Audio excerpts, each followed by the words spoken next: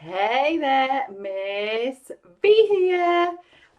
Another quick YouTube video for you parents and teachers out there, little top tips from me. The focus today is going to be reading, but not specifically how to support your children with their reading, but a few little things that I think you might like to know about your children's reading learning in school.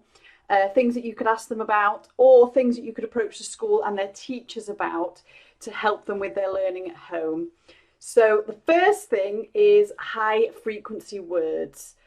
Most schools should have a list of words available for children that we call high frequency words, and they're called high frequency words because they are words that, even though they might not be complicated, tricky words to read or write, they're used a lot in the English language. For example, the and because, people, and each school, as I say, should have a list of those that your children should be able to read and spot and recognise. So if you need to and you want to, ask your child's school for a copy of that list, or ask your child if they know any of the words off the list, and that will help them with their fluency. The next thing is phonics. I've got 2 other videos already on here about phonics. Phonics is huge now with supporting learning of reading in little children, particularly the age 5 to 6. And schools should be doing a phonics screening test around that age. So feel free to ask your little ones what they're learning about phonics, or approach the school or the teacher if you feel comfortable doing that.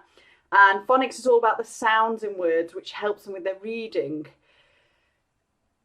Something I've noticed parents are a bit confused about is the alien words or pseudo words that children in year 1 should be able to read. They're made up words, they sound like nonsense words, but it's showing their ability to use what they know about phonics and the English language and letters and sounds to read a made up word and not just recognise a common word that they already know.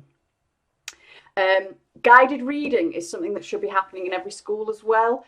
Guided reading should be happening every day, or certainly several times a week, where your little ones will be in a small group, or perhaps the whole class, reading either all the same book, or at least a similar book, with the teacher or an adult, taking turns to read, reading together, and really focusing on that book and your child's reading ability. So ask your child about that, or approach the school to find out what they're doing in guided reading. And the last thing for today is book bans. My schools and my class and the children I've been teaching have always been reading book bans. Book bans is usually a colour, or perhaps it's got a different name in your child's school, but it relates to where their reading is at on their journey through primary school.